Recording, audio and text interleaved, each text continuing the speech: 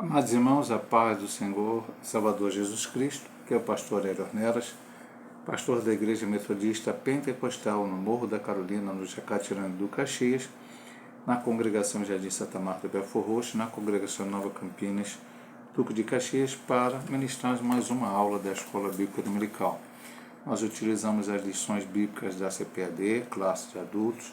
Estamos no terceiro trimestre do ano 2024, e o título desse trimestre é O Deus que Governa o Mundo e Cuida da Família, os ensinamentos divinos do livro de Ruth e Esther para a nossa geração. E hoje vamos ver a lição de número 6, o livro de Esther. Na primeira lição, nós tivemos uma noção de tudo que estaríamos estudando no trimestre. A partir da segunda lição até a lição passada, a lição de número 5, nós estudamos especificamente o livro de Ruth. E a partir de agora, dessa lição até a última, estaremos estudando o livro de Esther. Então vamos lá. Textual. Porque se de todo te calares neste tempo, socorro e livramento de outra parte virá para os judeus, mas tu e a casa de teu pai perecereis. Quem sabe para tal tempo como este chegaste a este reino? Esther 4, versículo 14. A verdade prática diz: a perfeita vontade de Deus é nos guiar por caminhos que levem ao cumprimento de seus eternos propósitos. A leitura bíblica em classe se encontra em Esther, capítulo 1, do 1 ao 9. Sucedeu nos dias de Assuero, este é aquele Assuero que reinou desde a Índia até a Etiópia, sobre 127 províncias. Naqueles dias, assentando-se o rei Assuero sobre o trono do seu reino, que está na fortaleza de Suzã, no terceiro ano de seu reinado, fez um convite a todos os seus príncipes e seus servos. O poder da Pérsia e Média e os maiores senhores das províncias estavam perante ele, para mostrar a riqueza da glória do seu reino e o resplendor da sua excelente grandeza por muitos dias, a saber, 180 dias. E acabados aqueles dias, fez o rei um convite a todo o povo que se achou na fortaleza de Suzã, desde o maior até o menor, por 7 dias, no pátio do jardim do Palácio Real. As tapeçarias eram de pano branco, verde e azul celeste, pendentes de cordões de linho fino e púrpura, e argola de prata e colunas de mármore, e leitos eram de ouro e de prata, sobre um pavimento de porfiro, e de mármore, e de alabastro, e de pedras preciosas. E dava-se a beber em vasos de ouro, e os vasos eram diferentes uns dos outros, e havia muito vinho real, segundo o estado do rei. E o beber era por lei, feito sem que ninguém forçasse a outro, porque assim o tinha ordenado o rei, expressamente a todos os grandes de sua casa, que fizessem conforme a vontade de cada um. Também a rainha Vasti fez um banquete para as mulheres da casa real do rei Assuero. Então vamos ver aqui a introdução. Concluímos o texto de Ruth. Nesta lição, iniciamos o estudo do livro de Esther. Ruth é cheio de referências expressas ao nome de Deus. Esther, por sua vez, tem como característica singular e sempre destacada a completa ausência do nome de Deus. Nem por isso o agir divino deixa de estar patente no livro. Esther não contém alusões diretas ao Deus da providência, mas nos apresenta uma história cujo roteiro é por inteiro uma manifestação da providência de Deus. Nós vamos ver aqui, durante essa lição, que alguns encontram até dificuldade na história, e até talvez atualmente, de achar que Esther é um livro que deveria estar no cânon sagrado, deveria fazer parte da Bíblia. Mas isso porque não há o nome de Deus citado neste livro em nenhum momento. Vamos dizer que não há alusão nenhuma ao nome de Deus. Mas nós vemos o agir de Deus. Vemos o agir de Deus neste livro. Depois nós vamos falar sobre algumas circunstâncias que nos levam a crer que realmente é um livro inspirado por Deus e que nos traz lições, como estudamos aqui, vamos estudar durante as próximas lições sobre este livro maravilhoso, que nós não temos o nome de Deus, mas vemos o agir de Deus, a providência de Deus, a ação de Deus em prol do seu povo Israel. Então vamos lá. Organização do livro. A categorização de Esther. Da mesma forma que Ruth, Esther pertence aos escritos, os 11 livros que compõem a terceira seção da Bíblia hebraica. E nesta seção, também ao lado de Ruth, entrega os Megilot, os 5 livros curtos lidos anualmente nas festas judaicas. As categorizações de Ruth e Esther também são semelhantes na Bíblia cristã, na qual figura entre os livros históricos, por sua reconhecida canonicidade. Esther compõe o conjunto da revelação divina, escrita, completa e perfeita. Então, lá na lição 1, que a gente viu aquela estrutura, nós vimos que existe a Bíblia hebraica, perfeito? Que é o Antigo Testamento, que o nosso Antigo Testamento é igualzinho, o Antigo Testamento dos cristãos é igualzinho ao dos judeus. Só a organização onde os livros estão divididos é diferente. Nós vimos de tudo lá, tem uma parte leis, profetas, escritos e tal. Nós temos, como já falamos na lição, vamos repetir, o Pentateuco, de Gênesis a Deuteronômio, na Bíblia cristã, falando do Antigo Testamento. Do livro de Josué até o livro de Esther são os livros históricos. Depois vem os poéticos, de Jó até Cantares. Depois vemos os profetas maiores, de Isaías até Daniel. E depois os profetas menores, que vão de, se não me engano, Oséias é o primeiro, Oséias até Malaquias. É a nossa divisão da Bíblia cristã.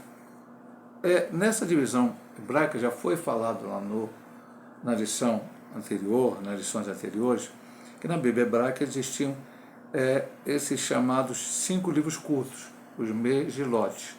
Nesses 5 livros curtos estavam o livro de Ruth e o livro de Esther. O livro de Ruth, todos esses livros eram lidos em festas judaicas. O livro de Ruth era lido numa festa do Pentecostes, como estudamos recentemente aí. E onde era lido o livro de Esther? Na festa do Purim, que o próprio livro descreve. Essa festa do Purim não está no Pentateuco, não está na lei de Moisés, mas ela foi instituída a partir do episódio que acontece no livro de Esther. E a partir daí, os judeus passaram a guardar essa festa e até hoje, nos dias atuais, eles continuam aguardando e lendo o livro de Esther nesta época específica, né?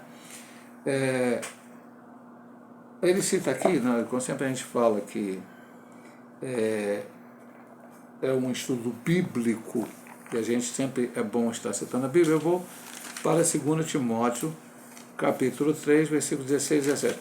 Pastor, nesse capítulo vai haver uma referência de Esther, e aí a gente vai dizer, não há nenhuma referência a nenhum capítulo de Esther no Novo Testamento. O que nós vamos ler aqui, vamos explicar o que ele diz aqui. Toda a escritura divinamente inspirada é proveitosa para ensinar, para redarguir, para corrigir, para instruir em justiça, para que o homem de Deus seja perfeito e perfeitamente instruído para toda a boa obra. Como eu disse na introdução, houve muitas discussões. Esse livro era ou não canônico, era ou não inspirado por Deus. Houve concílios na igreja, porque, vamos voltar a lembrar, nós estamos falando aqui do cristianismo. Os judeus também tiveram as suas discussões, mas eles aceitam o livro de Esther como um livro inspirado. Depois nós vamos comentar isso, dentro da parte cristã. Os cristãos foram discutir, principalmente o Novo Testamento, o que era inspirado por Deus. E chegaram à conclusão que no Novo Testamento, os evangelhos que são inspirados, Mateus, Marcos, Lucas e João, um livro histórico de Atos, depois as cartas Paulinas de Romanos até Filemão, depois as cartas gerais de Hebreus até Judas e o livro do Apocalipse. Ok? Então, está aí a divisão no Novo Testamento. Mas também se discutiu o Antigo Testamento hebraico, judaico, e chegou-se, depois de uma discussão, que Esther realmente era um livro. Porque alguns acham que Esther é uma história, é um romance que foi escrito para que pudesse ali contar uma história. E não seria algo inspirado por Deus. Mas nós não cremos, e esse é um dos argumentos para que se crê que Esther é divinamente inspirado, como diz aqui Timóteo, toda a escritura é divinamente inspirada. É por isso que nós estamos tirando lições aqui, vamos tirar a partir dessa lição lições do livro de Esther, como tiramos do livro de Ruth, uma lição principal do remidor, da missão, Boaz um tipo de Cristo, falamos ali sobre lições sobre Obed, ser avô de Davi, uma série de coisas que ali vimos. E também algumas lições específicas vimos do amor da nora com a sogra, da sogra com a nora, a lealdade ali de Boaz com seus funcionários e os seus funcionários com ele, enfim, lições periféricas também foram tiradas do livro, como vão tirar do Esther. E se estamos estudando, porque acreditamos que ele é bíblico e canônico, a CPAD acredita, a Assembleia de Deus acredita, nós também acreditamos. Porque os judeus até hoje comemoram uma festa, eles não comemoram uma festa que foi inventada no romance, né? Por exemplo, nós temos aí um romance no Brasil, Iracema. Iracema foi real? Não, foi um livro escrito lá, uma história lá de um indígena e tal, e ninguém vai comemorar alguma coisa ou viver na vida real alguma coisa que está escrito naquele livro ali, que era apenas um romance, sem nenhuma inspiração divina, sem nenhuma ordem para que nada acontecesse. Mas aqui não é um romance que quis mostrar uma história de uma menina judia que se transformou em uma rainha no reino da Medo-Persa, mas realmente uma ação de Deus. Vamos para as características literárias. O livro de Esther tem 10 capítulos. Dentre suas características literárias, destaca-se sua objetiva historicidade, vista na expressa referência ao rei persa Assuero, em vários outros detalhes factuais, além de seu caráter de fonte primária para a festa de Purim, anualmente celebrada pelos judeus, que está em Esther 9, do 20 a 32. O estilo narrativo é menos dialógico que o de Ruth. O texto é mais do narrador que dos personagens. O que ele quis aqui com dialógico?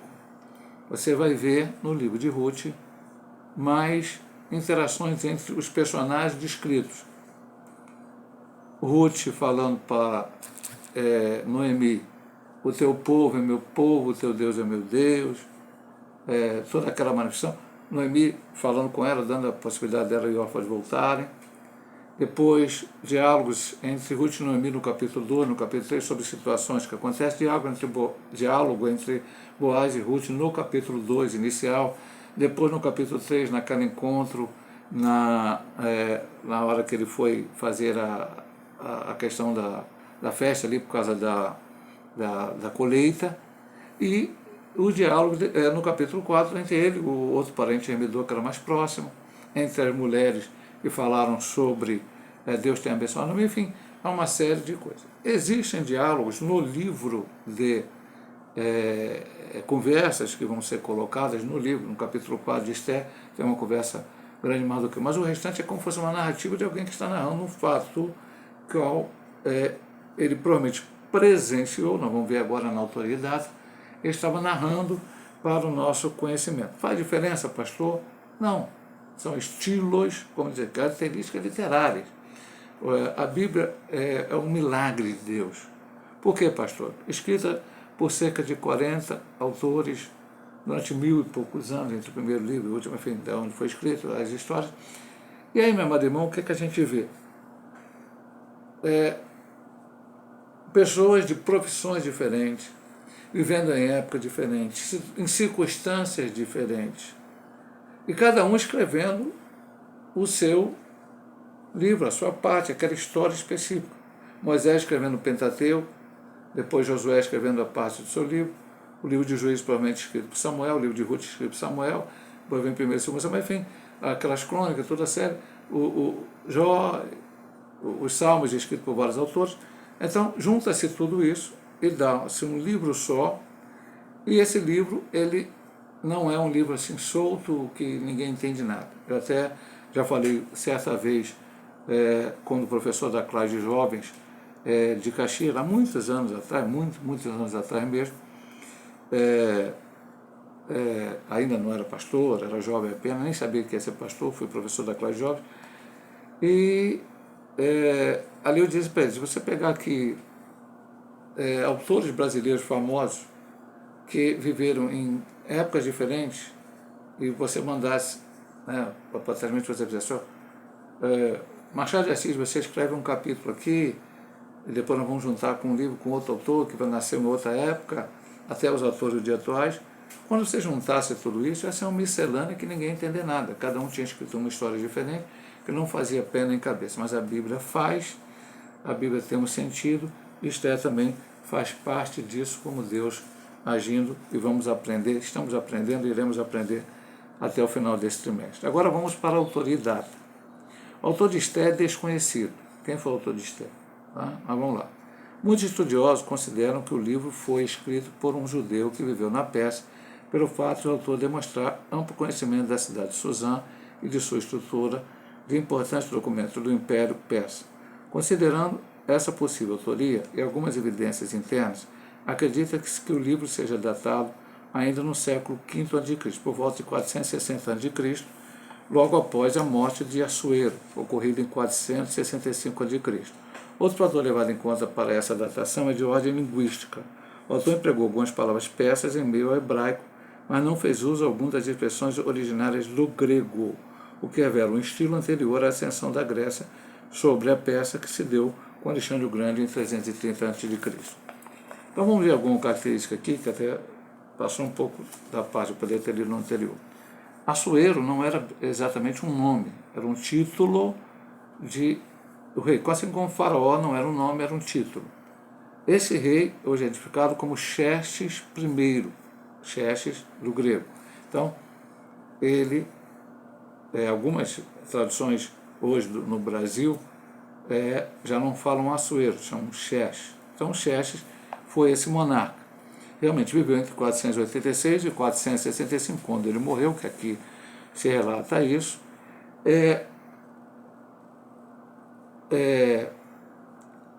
Esther foi rainha a partir de 479, é uma ideia de tempo, e 21 anos antes do segundo grupo de judeus que voltou para Jerusalém, porque o primeiro grupo de judeus voltou a Jerusalém foi antes disso. Nós vimos lá na lição primeira, aqui nessa lição vamos ver que houve algumas voltas de judeus especificamente. Eles foram para o cativeiro sob o reino babilônico, Nabucodonosor, que levou eles para o cativeiro na Babilônia. E aí, pastor, o que acontece? Capítulo 5 de Daniel, você vai ver que quando o rei Belsazar, ele está fazendo a festa com as coisas que Nabucodonosor trouxe do templo judaico, ele levou lá, fez uma festa com mulheres, com uma série de pessoas, e aí teve uma mão escrita na parede, Menel, Menel, Tekel, Tekel, Menel, Ufazim, Tekel, Tekel, Menel, Ufazim, e aí não sabia ler aquilo, ninguém sabia, os magos não sabiam, e a mãe dele disse, olha, o teu pai, na verdade, ele era neto de Nabucodonosor, não filho, o filho de Nabucodonosor era Nabonido, pai de Belsazar, e ele, então, fala, tem Daniel aí que já revelou alguma coisa. Quando falava pai é porque naquele tempo chamava-se pai, mesmo o avô, né, autoridades assim. Tá? Então, ele tinha revelado alguns sonhos, Deus tinha através dele revelado alguns sonhos a Nabucodonosor, então chamou ele interpretou e disse, pesado fosse na balança, se achando falta, hoje será tirado de ti o teu reino, e naquela noite os medo-persas invadiram a Babilônia e tomaram o reino. Aí houve Ciro I, que liberou o povo para ir, e depois Dário, que fundou a cidade de Suzã, colocou ela como capital do reino persa, e Xerxes, o filho dele, que é esse que aqui coloca-se neste momento como rei que viveu neste período. Os judeus, a tradição judaica, acredita que o livro foi escrito pelo próprio Mardoqueu. Há uma ideia, embora a maioria ache que seja autor desconhecido, como diz aqui a outra lição, não vamos discutir, mas os judeus acham que foi Mardoqueu. E seria até lógico porque ele viveu a história.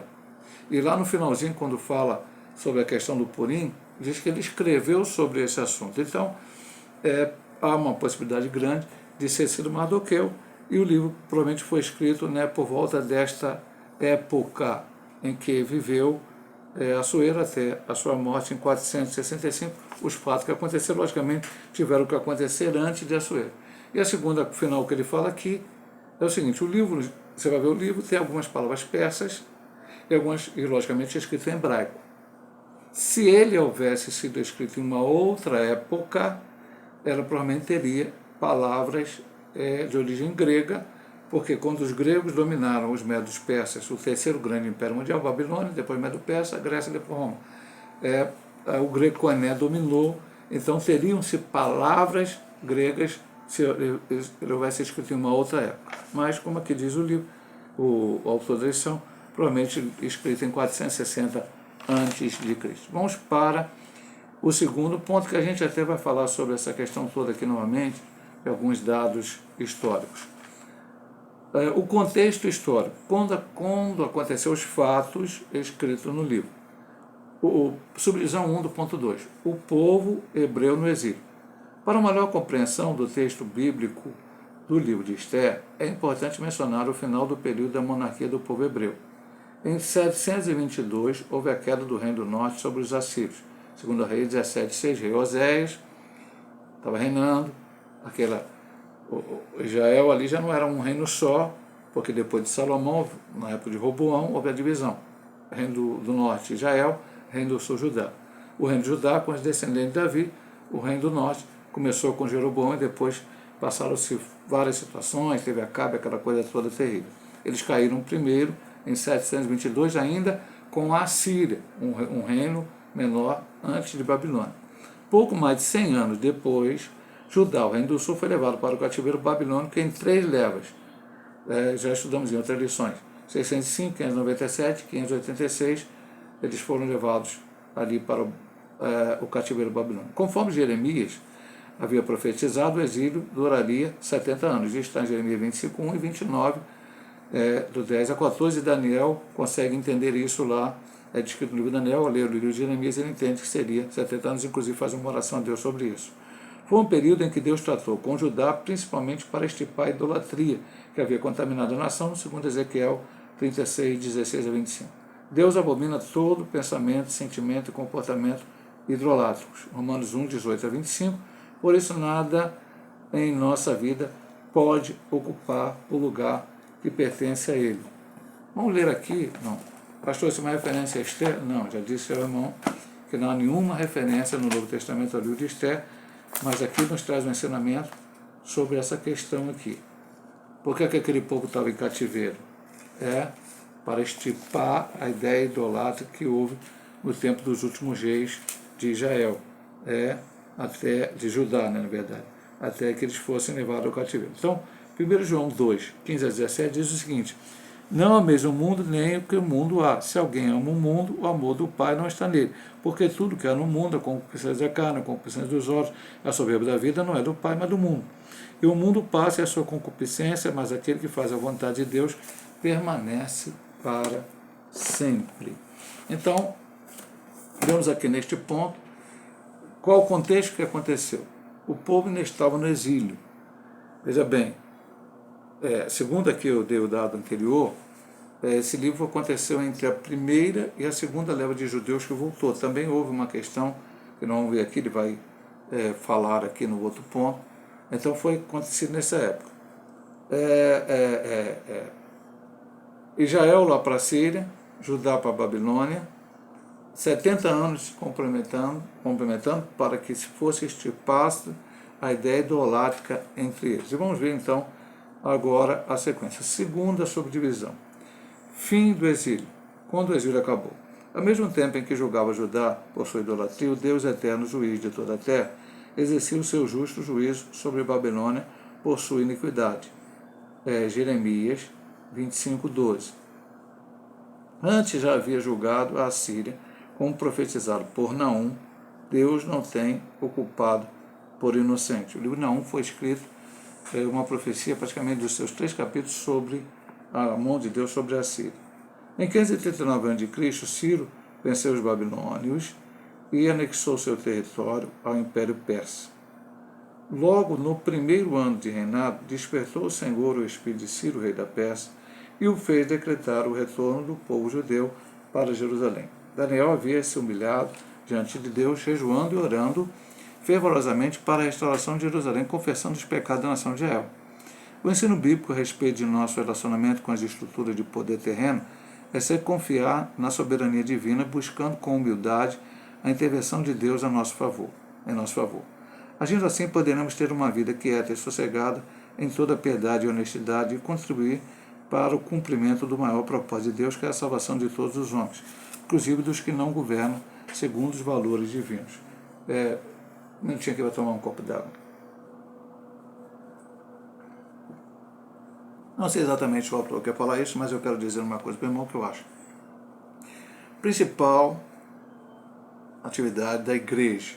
Vamos falar aqui da igreja, só um pouco do contexto aqui do fim do exílio. Hoje na Terra, pregar a palavra de Deus, fazer que os homens sejam salvos. Não, a igreja não pode ter um projeto de poder terreno. Nossa nação, nós estudamos isso na lição passada agora. Nós não somos daqui. Hebreus capítulo 11, aqueles homens sabiam que a sua terra não era essa. Abraão, Deus falou, vou te dar essa terra, sua parentela, mas ele sabia que ele esperava uma terra melhor. Então nós estamos esperando chegar ao céu. Aqui nós vamos defender as nossas posições, vamos falar, nós não podemos ter uma ideia de poder que a igreja evangélica, a igreja cristã irá mandar no mundo, até porque não é isso que o Senhor preparou para nós. Ele diz até que nós teremos perseguições, dificuldades, como hoje muitos nossos irmãos em Cristo têm, como os apóstolos tiveram. Ponto. Esse é um ponto. Então, aquele povo foi para o cativeiro. Ok? Foi para o cativeiro. Já vimos lá, a Síria, a Babilônia, para extirpar a idolatria. Nesse período de Babilônia, 70 anos, Deus também estava olhando os pecados de Babilônia. E quando chegou na hora certa, que Deus, pela sua presença, havia profetizado através de Jeremias, ele envia a Ciro que Deus havia profetizado através de Isaías. Isaías fala de Ciro, mais ou menos 150, 200 anos, de Ciro nascer, que usaria ele para decretar a volta. Então esse rei Medo-Persa fez com que esse povo tivesse a oportunidade de voltar. Então aí seria o fim do exílio. Voltou todo mundo? Não. Nós vamos ver aqui, principalmente no outro ponto aqui, que um grupo voltou, outro grupo não voltou, voltaram em períodos diferentes para habitar em Jerusalém, talvez alguns nem tenham voltado. E aí vai ser até uma crítica ao autor vai fazer. É importante a gente ver isto aqui, confiar sempre em Deus e pedir a direção deles. Creio que alguns que ali ficaram foram para ser usados por Deus, como Daniel, mesmo depois, lá na frente, porque até ele foi usado no Rei Dário, lá na Cova dos Leões, enfim, algumas coisas aconteceram. Mas a gente precisa entender bem essas coisas. Então foi liberado. Daniel, percebendo os 70 anos, antes até dessa declaração de Ciro, ele ora, ele jejua, pede a Deus e as coisas acontecem. E eu achei interessante que ele colocou aqui, só para terminar esse ponto. O ensino bíblico a respeito de nosso relacionamento com as estruturas de poder terreno é sempre confiar na soberania divina, buscando com humildade a intervenção de Deus a nosso favor. Então, deixa Deus agir. Pastor, 2 Crônicas 7,14? Aqui vamos falar de Esther, Mardoqueu. Não, nada a ver com Esther, Mardoqueu. Aqui é um ensinamento para como a gente deve lidar com as coisas de Deus e confiar no Senhor. Aliás, eu estou abrindo aqui, mas eu poderia até falar esse texto de cor. Eu tenho um livro aqui em casa, que era do meu pai, que é só sobre este versículo. E se o meu povo, que se chama pelo meu nome, se humilhar, orar, buscar a minha face, se converter dos meus caminhos, então eu ouvirei dos céus e perdoarei os seus pecados, sararei a sua terra, confiar no Senhor.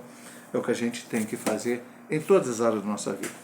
O pós-exílio. Então, o que aconteceu pós-exílio? Esther registra fatos ocorridos na capital do Império Persa, Suzã, entre o primeiro e o segundo retorno dos judeus para Jerusalém, como eu já comentei para os irmãos. Estima-se que mais de 1 milhão de judeus viviam na região da Babilônia, na época do cativeiro. Não foi 1 milhão que foi para lá, a gente vai ver que foi muito menos, mas depois eles foram crescendo no cativeiro, 70 anos, e ali cresceu bastante. Mesmo com o decreto de Ciro, que permitia a volta para Jerusalém, a maioria absoluta dos judeus decidiu pelo que lhes parecia mais cômodo permanecer nas cidades que ocupavam na Babilônia. Somente cerca de 50 mil voltaram para Jerusalém no primeiro grupo, liderados por Zorobabel, no segundo ano do reinado de Ciro.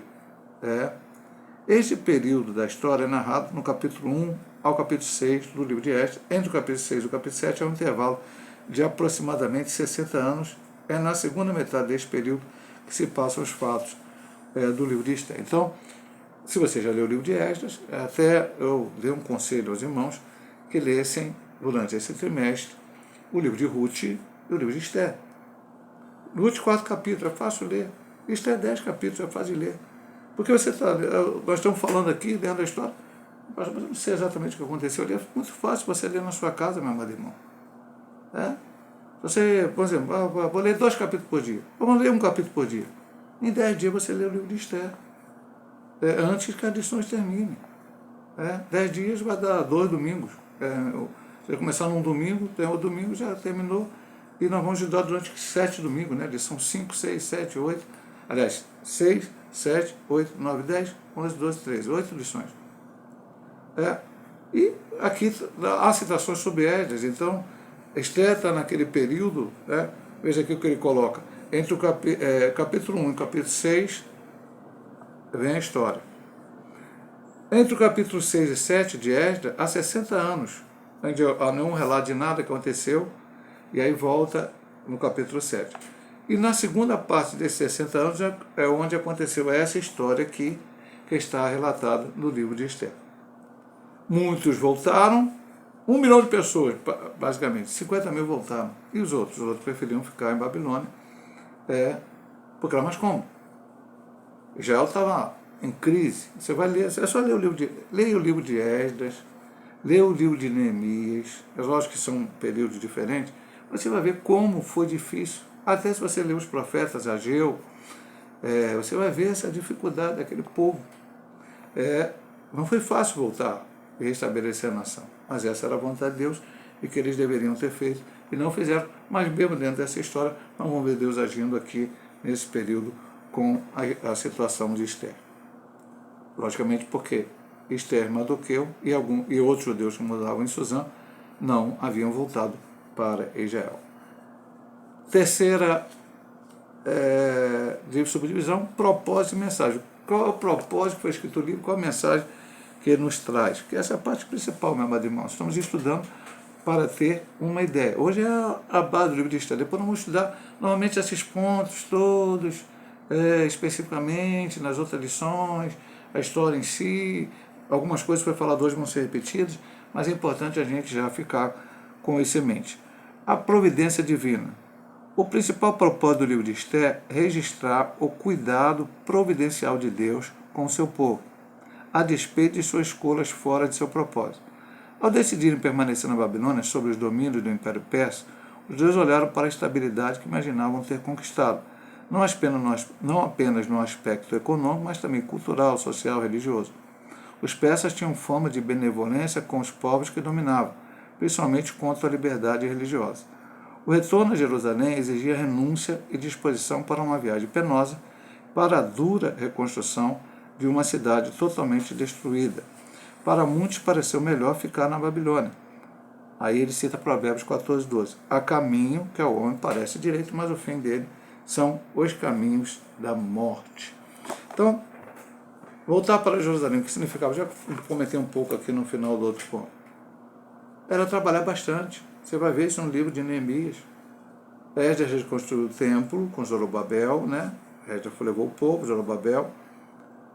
E Neemias reconstruiu a cidade, o muro. Tempos trabalhosos, difícil, oposição, dificuldade. Muitas coisas aconteceram. Quando você lê o livro, volta a dizer, lê o livro de Esther, aqui, né? E lê o livro de Esdras, de Neemias, principalmente, você vai ver a dificuldade que havia. Agora, eles já estavam estabelecidos, e como diz aqui, por exemplo, você vai ver um episódio na Medo Persa que é a questão de Dario com Daniel. Ali foi uma perseguição política e acabou que o rei fez uma lei para que as pessoas não fizessem petição a nenhum deus, embora eles fossem, por um tempo específico, uma nação que desse liberdade religiosa. Mas aquilo foi uma armação que fizeram. E depois Deus livrou Daniel da cova dos leões. Mas você vai ver na história que eles davam liberdade para que as pessoas pudessem ter a sua religião. Eles tinham a religião deles, adoravam seus deuses, sua idolatria e tudo mais, mas ali, quem fosse de outra religião tinha a sua liberdade. Então eles confiaram nisso. Financeiramente, está tranquilo. Eu volto para Jerusalém, volto para Israel, volto para aquela região, eu vou ter que trabalhar duro. Ali já estavam estabilizados em várias áreas de sua vida e resolveram ficar. Mas nós vamos ver na sequência, a partir desse último ponto que ele fala de Provérbios 14, 12, caminhos só vão, parece ser bom, mas o final deles são caminhos de morte. Uma falsa estabilidade. Isso são lições para nós, meu amado irmão. O que aconteceu com aquele povo pode acontecer conosco em qualquer área da nossa vida, e principalmente na área espiritual. Esther nos transmite como mensagem o livro de Esther, não é Esther rainha em si. O livro de Esther nos transmite como mensagem o perigo de confiar nas falsas estabilidades que a estrutura do mundo nos oferece e costumam parecer mais vantajosas. Estava tudo indo muito bem em Suzã, até surgir a ordem de extermínio total de judeus em Esther 3, 7 a 13. Eu nem vou comentar muito isso, porque nós vamos comentar isso depois Amã, Mardoqueu, porque tudo isso aconteceu. Aqui é só para ter uma ideia da situação. A falsa segurança foi embora. O povo de Judá dependia novamente da intervenção divina para a sua sobrevivência. Isso nos mostra Deus agindo mais uma vez, movendo as estruturas humanas. Agora, no grande e poderoso Império Persa, seja qual for a circunstância, é melhor confiar no Senhor do que confiar no homem. Vamos ler mais uma vez. Salmo 118. Pastor, o salmista vai fazer uma referência a Esther? Não, meu amado irmão. Uma referência a confiar no Senhor e não confiar no homem. Texto bastante conhecido, mas vamos ler. 8 e 9. É melhor confiar no Senhor do que confiar no homem. É melhor confiar no Senhor do que confiar nos príncipes. Então vamos lá. Qual é o lugar do judeu? Lugar seu lugar de origem. Deus prometeu aquela terra a quem? Abraão, e fez dele uma grande nação. Aquele povo sabia, eles eram descendentes de Abraão. Como hoje você pega hoje o judeu, depois que o Estado de Israel foi recriado em 1947, 48, pela ONU, os judeus, muitos judeus, não todos, existem judeus ainda vivendo em várias partes do mundo, no Brasil, nos Estados Unidos e várias partes. E aí eu não vou fazer nenhum juízo falou sobre isso. Mas muitos voltaram para lá. E por isso o Estado de Israel foi reconstruído. Eles sabiam que, inclusive muitos brasileiros, filhos de judeus, foram para Israel. Estão em Israel hoje. A gente sabe agora, como teve esse ataque do Hamas lá, que desencadeou essa guerra que está tendo de Israel contra o Hamas, os brasileiros foram mortos, porque viviam lá em Israel, por seu parentesco, por sua descendência, resolveram viver em Israel, embora tenham nascido no Brasil, mas têm dupla cidadania, foram para Israel. Lá viviam como muitos outros foram de outras partes do mundo e ainda vão hoje. O lugar daquele povo estar não era no cativeiro. Eles tinham que voltar. Pastor, mas eles voltar para Jerusalém, mas eles não têm liberdade total. Não tiveram liberdade total. Eles voltaram para a sua terra e continuaram mesmo dominados. Primeiro foi dominado pelos medo-persas, ainda estando em Israel, depois pelos gregos, pelos romanos, no tempo de Jesus, eles esperavam o Messias para libertar eles do cativeiro. Mas não em terra estranha, não em Babilônia. Tem até um hino aí que um cantor evangélico famoso canta: Babilônia não é meu lugar. E não é, normalmente não é o lugar. Eles passaram 70 anos, Deus permitiu que eles passassem para aprender contra a idolatria, mas era a hora de voltar e não voltaram. Preferiram aquela... como diz a frase aqui, o tema aqui desse segundo ponto, o título, uma falsa estabilidade. Aí está tudo tranquilo, estamos lá no Suzã, vivendo, comerciando, vivendo, adorando a Deus. Foi no tempo da Babilônia que foi criada as sinagogas, eles se reuniam aos sábados e tal. De repente vem uma lei: todos os judeus vão ser mortos em tal data. E aí, meu amado irmão, olha o problema. Aí tem que clamar, pedir a misericórdia de Deus, porque não tinha jeito. né? Eles, então, os judeus foram sempre perseguidos. Nós vamos ver aqui que Amã, vamos ver no livro de Esther, depois no século II, Antíoco Epifânio, no período interbíblico, depois Hitler, no século XX, na Alemanha, todos nós conhecemos a história, e por final o anticristo vai perseguir os judeus. Então, os judeus sempre foram perseguidos. Antes, a ideia, antes de Cristo, era exterminar o povo judeu, e aí não viria o Messias. O diabo sabia que o Messias viria da descendência de Abraão, seria um descendente direto de Davi. Mas o Senhor sempre agiu com providência, como aqui, para que os judeus permanecessem como povo e de lá viesse o Messias. E por final, vamos estudar, que nós já falamos lá no ponto 1, como 2 de uma das ideias, que o livro é inspirado por Deus, que o livro tem uma lição para nos ajudar, o livro não é um romance criado por algum autor, que é a festa do Purim.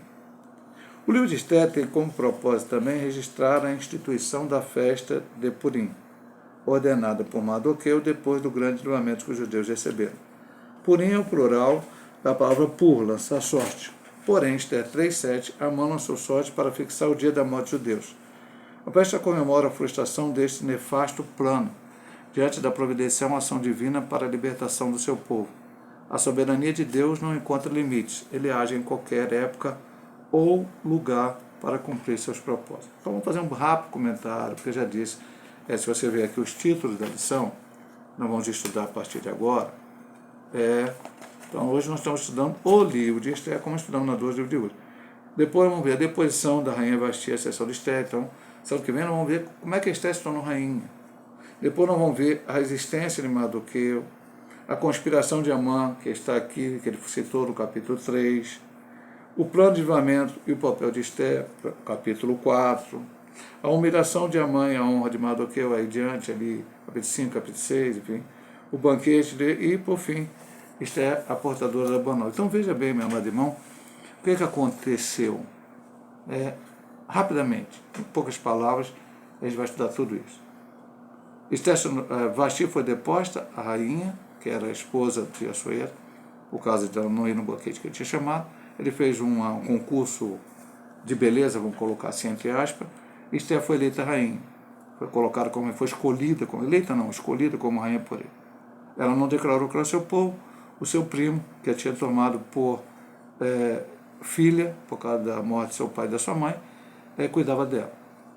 E ele ia sempre à porta do palácio, indo para a porta do palácio, ele ouviu uma história de que 2 guardas do rei queriam matar o rei. Ele relatou isso a Esther, foi relatado ao rei, e o rei ficou sabendo, era verdade, e matou aquelas 2 pessoas.